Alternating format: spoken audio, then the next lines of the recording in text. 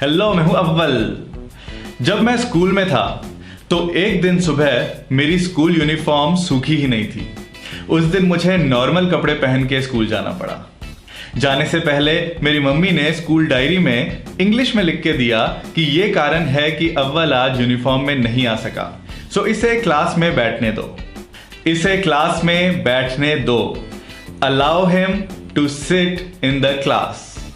तो मुझे अलाउ का मतलब समझ में आ गया कि जब हमें कहना हो कि ऐसा करने दो तो हम अलाउ वर्ड यूज करते हैं।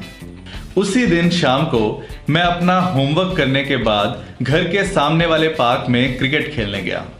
जब मैं पहुंचा तो मेरे दोस्तों ने कहा कि तुम लेट हो गए हो, टीम बढ़ चुकी है, अब तुम नहीं खेल सकते। मेरी मम्मी ये सब खिड़की से देख रही थी। उन्होंने वहीं से मेरे दोस्तों को इंग्लिश में आवाज लगाई कि इसे अपने साथ खेलने दो, इसे अपने साथ खेलने दो। Let him play with you. सुबह स्कूल वालों को कहा कि ऐसा करने दो, तो वर्ड यूज किया अलाउ। शाम को दोस्तों को भी यही कहा कि ऐसा करने दो, तो वर्ड यूज किया लेट। ऐसा क्यों? वो इसलिए क्योंकि लेट और अलाउ दोनों का ही मतलब है कि ऐसा करने दो या ऐसा होने दो।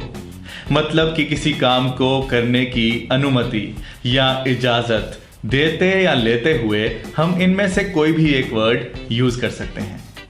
इन दोनों में फर्क यह है कि अलाउ ज्यादा फॉर्मल वर्ड है। अलाउ हम वहां यूज करते हैं जहां इजाजत देने और लेने वाले के बीच में एक गैप हो, एक फर्क हो, एक अंतर हो। ये फर्क पोजीशन का हो सकता है, अधिकार का हो सकता है या रुतबे का हो सकता है। जैसे कि पेरेंट्स और छोटे बच्चे, स्टूडेंट्स और टीचर्स, गवर्नमेंट और आम लोग, मालिक और वर्कर्स। आइए कुछ एग्जांपल्स देखते हैं। पेरेंट्स बच्चों को अकेले जाने की इजाजत नहीं देते। Parents do not allow children to go alone. मेरी टीचर मुझे क्लास में खाने की इजाजत नहीं देती। My teacher does not allow me to eat in the class. मुझे एक छुट्टी लेने की इजाजत दे दो। Please allow me to take a day off. तुम्हें ऑफिस में सोने की इजाजत किसने दी? Who allowed you to sleep in the office? और लेट हम अलाउ की जगह तब यूज करते हैं जहां इजाजत देने और लेने वाले के बीच में वो आपसी फर्क ना हो। जैसे कि बड़े बच्चे और उनके पेरेंट्स, या फिर कोई भी करीबी लोग, हम उम्र लोग, दोस्त या कलीग्स। यानी कि कोई भी इंसान जिसके साथ अलाउ वर्ड यूज करना कुछ ज्यादा ही फॉर्मल लगता है, बहुत भारी लगता है। आइए कुछ एग्जाम्पल्स देखते हैं। वो मुझे अपने साथ नहीं खेलने देते। They don't let me play with them.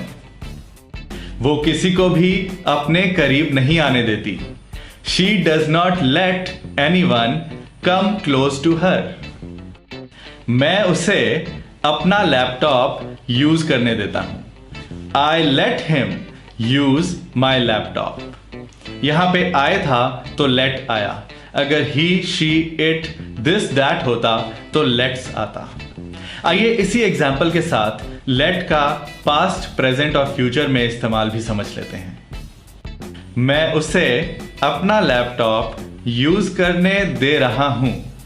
I am letting him use my laptop. मैंने उसे अपना लैपटॉप यूज करने दिया। अब पास्ट फॉर्म में भी let ही रहता है।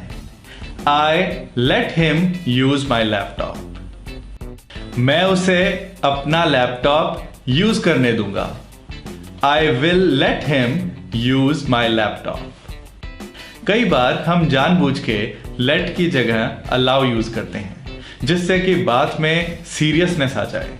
जैसे कि एक वाइफ अपने हस्बैंड के बारे में अपने ऑफिस वालों को ये कहे कि मेरे हस्बैंड मुझे नाइट शिफ्ट में काम नहीं करने देते। My husband does not allow me to work in night shift. यहाँ allow की जगह let आ सकता था, लेकिन बोलने वाले ने जानबूझ के ये दिखाया कि मेरे हस्बैंड की इजाजत नहीं है कि मैं नाइट शिफ्ट में काम करूं, इसमें मैं कुछ नहीं कर सकती। आइए अब लेट से बने कुछ और सेंटेंसेस देखते हैं। वो मुझे अपने साथ नहीं खेलने देते। They don't let me play with them. वो मुझे अपने साथ खेलने देता है। He lets me play with him. क्या तुम मुझे अपने साथ डांस करने दोगे? Will you let me dance with you? मुझे अपने साथ खेलने दो। Let me play with you. उसे किसने जाने दिया? Who let him go? मुझे देखने दो कि तुम कितना अच्छा गाते हो। Let me see how well you sing.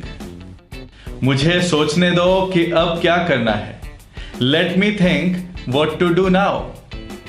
मुझे उससे बात करने दो। Let me talk to him. मुझे जवाब ढूंढने दो। Let me find out the answer. जरा मैं कोशिश करता हूं, यानी कि मुझे कोशिश करने दो। Let me try. जरा मैं आपको कॉल बैक करता हूं। Let me call you back. एक से ज्यादा लोग किसी तीसरे से इजाजत मांगते हुए। क्या तुम हमें अपने घर पे टीवी देखने दोगे? Will you let us watch TV at your home? So हमने देखा कि लेट का मतलब होता है कोई काम करने देना या होने देना, पर कुछ करने देने के लिए, होने देने के लिए इजाजत देना ही एक तरीका नहीं होता। ये एग्जाम्पल देखिए।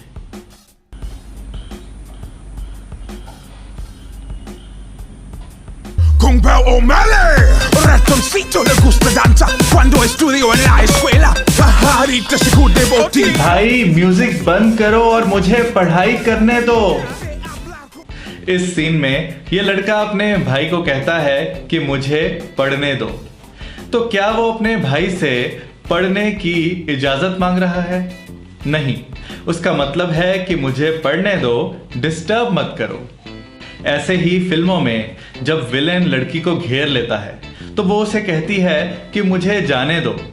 तो क्या वो उससे जाने की इजाजत मांग रही होती है? नहीं, वो उसको कहती है कि मुझे जाने दो, मेरा रास्ता मत रोको। और इसी तरह से जब हम काम कर रहे होते हैं तो कोई छोटा बच्चा पास में आके आफत मचाना शुरू कर देता है तो हम उसे भी यही कहते हैं कि बेटा मुझे काम करने दो। तो क्या हम उससे काम करने की इजाजत मांग रहे हैं? आप समझ गए ना कि जब भी हम ये कहते हैं कि ऐसा होने दो या ऐसा करने दो, तो जरूरी नहीं कि हम सामने वाले से उस काम को करने की इजाजत मांग रहे होते हैं। हमारा मतलब यह भी हो सकता है कि हमें ऐसा करने दो, इस काम में रुकावट मत डालो, इस काम में अड़चन मत डालो, रोको मत, हमें ऐसा करने दो। सो इन बातों के लिए भी लेट वर्ड ही यूज किया जाता है। मुझे पढ़ने दो, लेट मी स्टडी। मुझे काम करने दो, लेट मी वर्क। पेंटिंग को गिरने मत देना, don't let the painting fall. पानी को उबलने दो, लेट द वॉटर बॉयल। तुम मुझे बोलने दोगे? Will you let me speak? उसे नाचने दो, लेट हर डांस। बच्चों को सोने दो, लेट द किड्स स्लीप। मैं तुम्हें जीने नहीं दूंगा, I will not let you live. बर्फ को पिघलने दो, लेट द आइस मेल्ट। मुझे हरा मत देना, डोंट लेट मी डाउन। उनको सोचने दो जो उन्हें सोचना है, let them think whatever they want to think. उसे अपनी ही दुनिया में खुश होने दो, let him be happy in his own world. जियो और जीने दो, लिव एंड लेट लिव। अब एक और मजेदार सिचुएशन बताता हूं। मान लो कि मैं अपने भाई को कहता हूं कि चलो आज मिल के खाना बनाते हैं। अब मेरे इस आइडिया में, मेरे इस सुझाव में, मशवरे में वो इंसान खुद भी शामिल है जिससे इजाजत मांगी जा रही है। अब हम अपने किसी प्लान में उसी इंसान को शामिल करते हैं जिसके साथ हमारी कोई फॉर्मेलिटी नहीं होती। इसलिए यहां पे भी अलाउ की जगह लेट ही यूज किया जाता है और इसे एक इजाजत से ज्यादा एक मशवरे की तरह, एक सुझाव की तरह माना जाता है। जैसे हम हिंदी में कहते हैं कि चलो ऐसा करते हैं, चलो हम साथ में खाना पकाते हैं, लेट अस कुक टुगेदर। पर इस बात का मतलब यह भी हो सकता है कि मैं और मेरा भाई किसी तीसरे से इजाजत मांग रहे हैं कि हम दोनों को खाना पकाने दो। ये कंफ्यूजन ना रहे, इसलिए जब हम सामने वाले को भी अपने आइडिया में शामिल करते हैं तो हम लेट और अस को अलग अलग बोलने की बजाय उनको जोड़ के लेट्स बोलते हैं। आज हम पिज्जा खाते हैं, लेट्स ईट पिज्जा टुडे। चलो पार्टी करते हैं, लेट्स पार्टी। चलो चलते हैं, लेट्स गो। ड्राइव पे चलते हैं, let's go for a drive. देखते हैं कल क्या होता है, let's see what happens tomorrow. देखते हैं आगे क्या होता है, let's see what happens next. हम उसे एक और मौका दे देते हैं, let's give him another chance. हम इस बारे में बात ना ही करें, let's not talk about it. नया टीवी खरीदते हैं, let's buy a new TV. वैसे आपने किसी घर या दुकान के बाहर यह वर्ड तो पढ़ा ही होगा, टू लेट। मतलब कि यह घर या दुकान किराए पे देने के लिए है, to let someone take on rent.